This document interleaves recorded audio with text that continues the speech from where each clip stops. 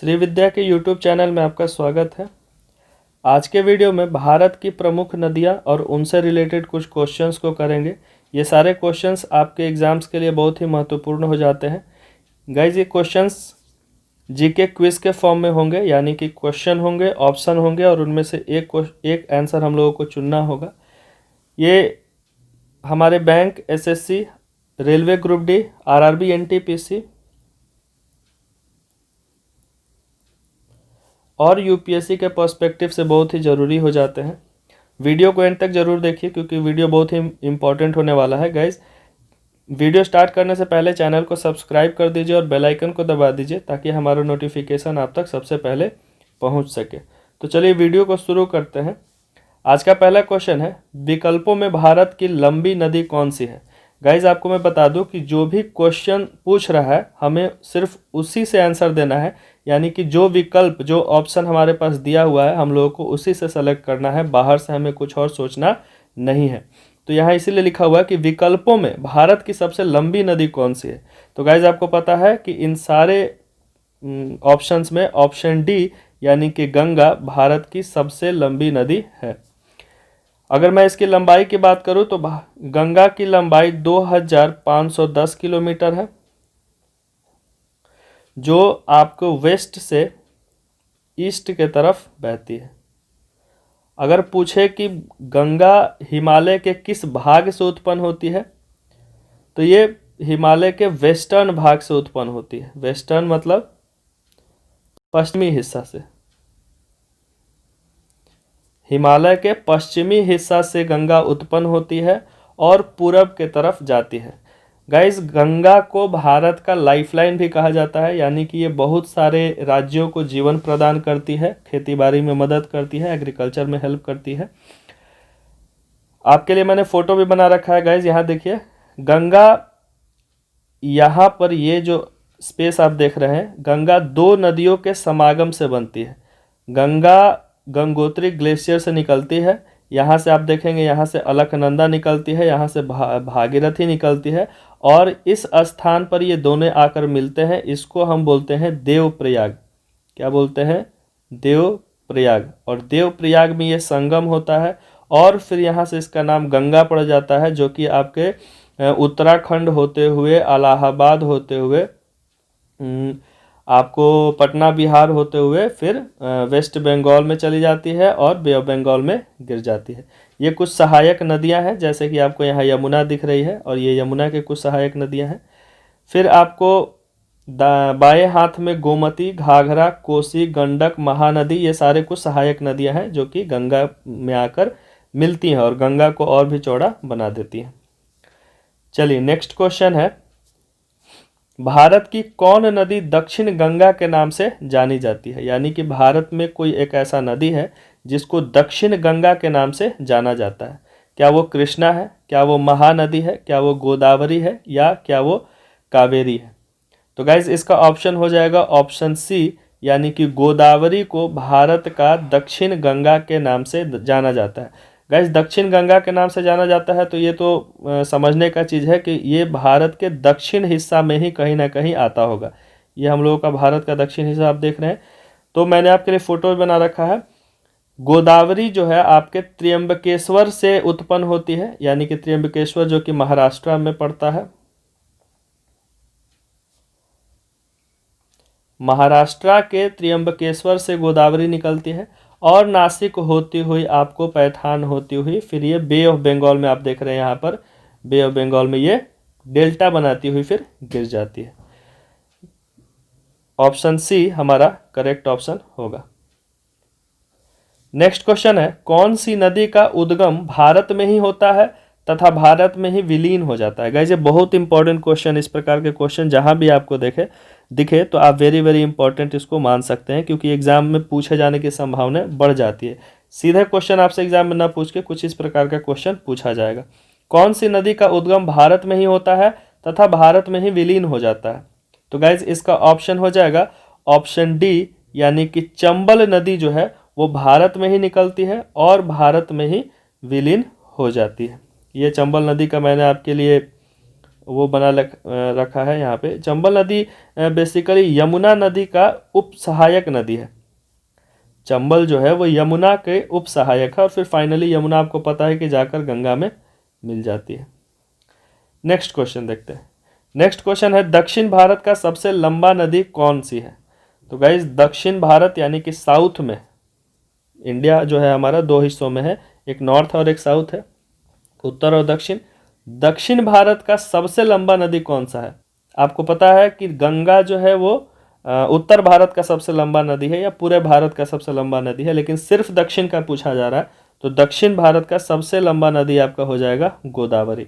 अभी थोड़ी देर पहले हम लोगों ने पढ़ा था कि गोदावरी जो है उसको दक्षिण गंगा के नाम से भी जाना जाता है।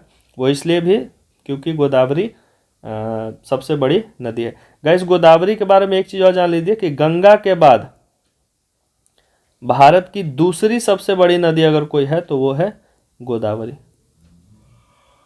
गंगा के बाद भारत की सबसे बड़ी यानी कि दूसरी सबसे बड़ी नदी गोदावरी है। इसकी लंबाई की अगर हम बात करें तो इसकी लंबाई 1465 किलोमीटर पड़ती है। हम लोगों ने बताया था कि गंगा का लंबाई 2510 किलोमीटर है और गोदावरी, आप दो याद रखिए, दो इंपॉर्टेंट है, अगर फर्स्ट नहीं पूछता है तो सेकंड पूछेगा। नेक्स्ट क्वेश्चन है बिहार में बहने वाली नदियों में किसका उद्गम अमरकंटक है? यानी कि बिहार में कुछ नदियां हैं, उनमें से कौन सी ऐसी नदी है जो अमरकंटक से निकलती है, जिसका उद्गम है? क्या वो सोन है, पुनपुन है, कारो है या गंगा है? गाइस आपको पता है कि गंगा बिहार से होकर गुजरती है, पुनपुन भी बिहार में है, सोन भी बिहार में है। तो इसका ऑप्शन हो जाएगा आंसर हो जाएगा ऑप्शन ए, यानी सोन नदी का जो उद्गम स्थल है वो अमरकंटक में है। सोन नदी गाइज अगर हम मान लें कि ये जो नदी आप देख रहे हैं यहाँ पे, अगर हम मान लें कि ये सोन नदी है और इसका उद्गम यहाँ है, यहाँ से ये निकल रही है और गंगा अगर यहाँ से आ रही है, तो सोन नदी जो है आपको गंगा में पटना में जाकर मिल जाती है। सोन नदी, इसका नाम सोन नदी इसलिए भी है क्योंकि इसका जो बालू है वो सोने के कलर का होता है, सोना का जैसा होता है। ऐसा नहीं कि उसमें सोना पाया जाता है, बल्कि इसका जो बालू है वो सोने का कलर का होता है, यानी कि गोल्डन कलर का होता है, इसलिए इसको सोन नदी बोलते हैं। और ये पटना में आपको अमरकंटक से निकलती है, अमरकंटक से निकलती है और पटना में जाकर गंगा नदी से मिल जाती है। आपको ये याद रखना है। नेक्स्ट क्वेश्चन है भारत की निम्न नदियों में से कौन सी डेल्टा नहीं बनाती? यानी कि जो भी नदियां हैं भारत में, अधिकतर नदी जो है वो डेल्टा बनाती है। मैं आपको बता दूं डेल्टा क्या होता है। गाइस डेल्टा वो होता है कि जो नदी अंत में जाकर किसी ना किसी समुद्र से मिलती है तो वहां पर वो फैल जाती है। नदी का रुख जो होता है, जो जब वो पहाड़ से निकलती है तो वो बहुत ही तीखी होती है और फिर वो जब जाकर कहीं गिरती है तो वो कुछ हिस्सों में बट जाती है, कुछ इस प्रकार से। तो इस पोर्शन को हम लोग डेल्टा बोलते हैं। क्या बोलते हैं? डेल्टा। तो भारत में चाहे वो ब्रह्मपुत्र हो, चाहे वो गंगा हो, गोदावरी हो, बहुत सारी नदियां हैं जो डेल्टा बनाती हैं। लेकिन यहाँ पूछ रहा है कि भारत में कौन सी नदी है जो डेल्टा नहीं बनाती है? क्वेश्चन पे ध्यान देंगे, डेल्टा नहीं बनाती है। तो गाइज मैं आपको बता दूं कि ऑप्शन डी यानी कि ताप्ती नदी जो है वो डेल्टा नहीं बनाती है। गाइस ताप्ती नदी आपको पता होगा सेंट्रल इंडिया में बहती है और ये रिफ्ट वैली से होकर बहती है। रिफ्ट वैली में आगे के वीडियो में आपको बताऊंगा कि रिफ्ट क्या होता है। ये दो पहाड़ों के बीच से होकर इंडिया में और कुछ इस प्रकार से बहती है और ये अंत में डेल्टा नहीं बनाकर सीधे समुद्र में जाकर गिर जाती है। तो आपको याद रखना है भारत में ताप्ती नदी जो है वो डेल्टा नहीं बनाती है। नेक्स्ट क्वेश्चन निम्नलिखित में से कौन सी नदी भ्रंश घाटी से होकर बहती है? पिछला क्वेश्चन भ्रंश घाटी यानी कि रिफ्ट वैली पे ही बेस्ड है। तो गाइज मैं आपको सबसे पहले बता दूं कि रिफ्ट वैली या रिफ्ट सिस्टम क्या होता है। आप यहाँ देख रहे हैं कि दो पहाड़ बना हुआ है, यहाँ देख लीजिए दो पहाड़ है या दो ऊंचा स्थल है। इन दो ऊंचे स्थल के बीच में कुछ जगह यानी कि गैप आपको दिख रहा होगा। इस गैप से जो नदी बहेगी उसको हम लोग रिफ्ट वैली बोलते हैं। तो निम्नलिखित में से कौन सी नदी भ्रंश घाटी से होकर बहती है? आपको ऑप्शंस दिए हुए हैं, इनमें से आपको बताना है। तो गाइज ऑप्शन बी यानी कि नर्मदा नदी, चंबल नहीं होगा, कावेरी गोदावरी आपको पता है कि भारत में कुछ इस प्रकार से अगर साउथ इंडिया है तो कावेरी गोदावरी सब इधर बहती हैं, लेकिन नर्मदा और तापी ऐसी नदियां हैं जो इस साइड बहती हैं। नर्मदा और तापी, मैंने नाम बताया आपको, नर्मदा पहला हो गया और दूसरा हो गया तापी, जिसको हिंदी में ताप्ती भी बोलते हैं। तो ताप्ती नदी यानी कि नर्मदा और ताप्ती ये दोनों ही रिफ्ट वैली से होकर यानी भ्रंश घाटी से होकर बहती हैं और दोनों आपको वेस्ट के तरफ बहती हैं, यानी कि इन सारी नदियों के उल्टा, कावेरी गोदावरी के उल्टा बहती हैं। चलिए नेक्स्ट क्वेश्चन है, कावेरी नदी का उद्गम स्रोत क्या है? ऑप्शन बी ब्रह्मगिरी की पहाड़ियां जो है वो हमारा करेक्ट ऑप्शन हो गया। यहाँ देखिए, यहाँ गलत लिखा हुआ है, ब्रह्मगिरी होगा, ब्रह्म होगा।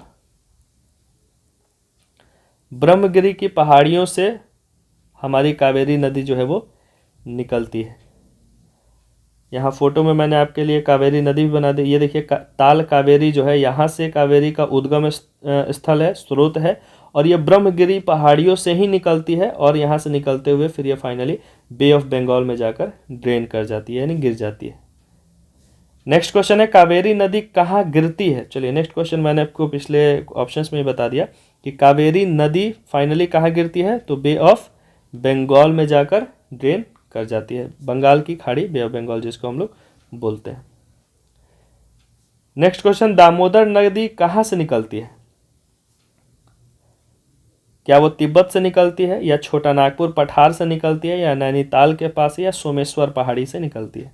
तो गाइस दामोदर नदी जो है आपके छोटा नागपुर पठार यानी कि ऑप्शन बी हमारा करेक्ट ऑप्शन हो जाएगा, इसको याद कर लीजिए। विश्व का बृहदतम डेल्टा निर्मित होता है, यानी कि आपको बताना है कि विश्व का सबसे बड़ा, बृहदतर मतलब सबसे बड़ा या चौड़ा समझ लीजिए, डेल्टा मैंने आपको बताया कि डेल्टा क्या होता है, वो कहाँ बनता है। तो गाइज ऑप्शन ए आपको भी पता है कि गंगा और ब्रह्मपुत्रा को अगर मिला दिया जाए तो भारत की ये सबसे प्रमुख और बड़ी नदियां हैं, तो ऑब्वियस सा बात है कि ये डेल्टा भी कुछ उसी हिसाब से बनाएंगी। तो गंगा और ब्रह्मपुत्रा के द्वारा ये डेल्टा सबसे बड़ा, इंडिया का सबसे बड़ा डेल्टा निर्माण किया जाता है। आपको पता है कि गंगा के द्वारा बनाया गया डेल्टा का नाम सुंदरबन है, जो कि बे ऑफ बंगाल साइड में है, बांग्लादेश साइड में है, कुछ हिस्सा इसका बांग्लादेश में भी पड़ता है। और यहाँ पे सुंदरी नामक पेड़ जो है वो बहुत ज़्यादा देखने को मिलता है। डेल्टा एक ऐसा जगह है गाइस जहाँ मैंने आपको बताया कि ये देखिए फोटो मैंने आपके लिए बना रखा है, जहाँ नदी आकर समुद्र से मिलती है, ये समुद्र है अगर, तो नदी आकर अगर समुद्र से मिलती है तो कुछ हिस्सों को वो छोड़ देती है और इन हिस्सों में आप देखेंगे कि पेड़ पौधे पाए जाते हैं। ये देखिए, ये पेड़ पौधे पाए, कुछ खास प्रकार के पेड़ पौधे जिनको हम मैंग्रोव प्लांट्स भी बोलते हैं, जिनका जड़ जो है वो मिट्टी से बाहर होता है, ये पाए जाते हैं। कुछ खास प्रकार के जानवर जैसे कि उजला बाघ आपको यहाँ देखने को बहुत ज़्यादा मिलेगा, सुंदरी पेड़ आपको देखने को मिलेगा। नेक्स्ट क्वेश्चन है, बिहार का शोक किस नदी को बोला जाता है? तो गाइज ऑप्शन ए यानी कि कोसी को बिहार का शोक बोला जाता है। बिहार का शोक कहने से ये मतलब है कि इस नदी के चलते हर साल बिहार में क्षतियाँ होती हैं, यानी कि यहाँ पे बाढ़ आता है, लोगों का डेथ्स हो जाता है। तो गाइज कोसी आप देखिए यहाँ पे, ये आपकी मेन गंगा हो गई और ये रही आपकी कोसी, जो गंगा की सहायक नदी है, ये आपको याद रखना है।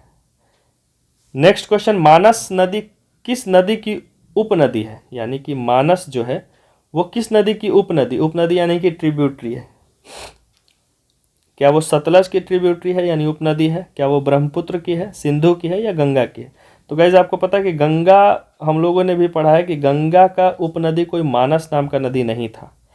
सिंधु नदी आपको पता है कि पाकिस्तान साइड में बहता है, ये हो नहीं सकता है। सतलज भी उधर ही कहीं बहता है। तो ब्रह्मपुत्र यानी ऑप्शन बी हमारा करेक्ट ऑप्शन हो जाएगा। गाइज ये हमारा ब्रह्मपुत्र है। ब्रह्मपुत्र आपको पता है कि मानसरोवर से निकलता है और ये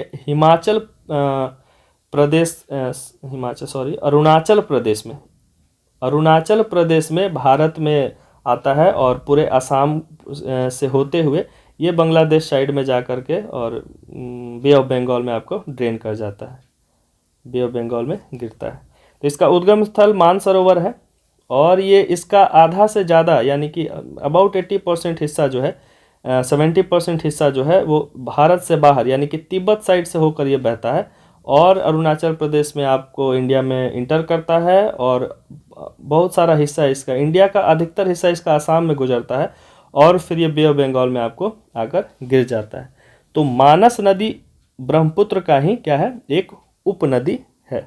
ऑप्शन बी हमारा करेक्ट ऑप्शन हो जाएगा। नेक्स्ट क्वेश्चन है, गोविंद बल्लभ पंत सागर किस नदी पर स्थित है? तो गाइस गोविंद बल्लभ पंत सागर एक डैम प्रोजेक्ट है, ये आपको स्थित है ऑप्शन सी यानी कि रिहंद नदी पर स्थित है। ये आपको याद रखना है, ये क्वेश्चन बार बार एग्जाम्स में पूछा गया है। नेक्स्ट क्वेश्चन है आपका, भारत का सबसे ऊंचा बांध यानी टिहरी बांध, यहाँ से देखिए आपको एक आंसर भी मिला कि भारत का सबसे ऊंचा बांध टिहरी बांध है। गाइज हमारा मकसद क्वेश्चंस को याद करना होना चाहिए, आंसर्स को याद करना होना चाहिए, कहीं से भी मिले। तो आपको यहाँ पे एक पॉइंट मिला कि भारत का सबसे ऊंचा बांध जो है वो टिहरी बांध है। खैर, भारत का सबसे ऊंचा बांध यानी टिहरी बांध किस नदी पर स्थित है? क्या वो भागीरथी नदी है, क्या वो अलकनंदा है, गंगा है या सतलज है? तो गाइज आपको पता है कि भागीरथी, अलकनंदा ये दोनों के मिलने से गंगा बनता है और सतलज इधर हो नहीं सकता है। तो ऑप्शन सी यानी कि गंगा आपका करेक्ट ऑप्शन हो जाएगा। ये आपको याद रखना है कि भारत का सबसे ऊंचा, चूंकि ये सबसे ऊंचा है तो क्वेश्चन बनने के चांसेस इससे सबसे ज़्यादा भी हो जाते हैं। टिहरी बांध कहाँ है? गंगा के ऊपर बना हुआ है। नेक्स्ट क्वेश्चन है, विकल्पों में कौन सी नदी जमीन के अंदर बहती है? तो गाइस ये बहुत ही फेमस क्वेश्चन है, लूनी, महानदी, गोमती या सरस्वती? ऑप्शन डी यानी कि सरस्वती नदी हमारा करेक्ट ऑप्शन हो जाएगा। गाइज आपको ये याद रखना है कि सरस्वती नदी जो है कुछ दूर यानी अपने उद्गम स्थल जहाँ से ये निकलती है वहाँ से कुछ दूर चलने के बाद ये ज़मीन के अंदर से बहने लगती है और फिर कुछ दूर आगे जाने के बाद फिर से निकलकर ज़मीन के ऊपर बहती है। ऐसा क्यों होता है गाइज, मैं आपको बता दूं, हिमालय का कुछ हिस्सा जो है वो वहाँ पे आपको छोटे कंकड़ मिलेंगे यानी पत्थर मिलेंगे और बाद में जाकर ये कंकड़ जो है साइज़ बड़े होते हैं। शुरू में इनमें बड़े साइज होते हैं कुछ इस प्रकार से, फिर ये धीरे धीरे छोटा होते जाता है और फिर मिट्टी बनता है। तो गाइज ऐसा नहीं है कि ये नदी कहीं जाकर गायब हो जाती है, बल्कि ऐसा है कि ये नदी चूंकि बड़े पत्थर मिलते हैं तो उनके अंदर ये नदी पानी जो है चला जाता है और नीचे नीचे बहता है, इसलिए हम लोगों को दिखता नहीं है और फिर ये कुछ समय के बाद ऊपर आ जाता है। सरस्वती नदी दिए गए ऑप्शंस में से करेक्ट ऑप्शन हो जाएगा।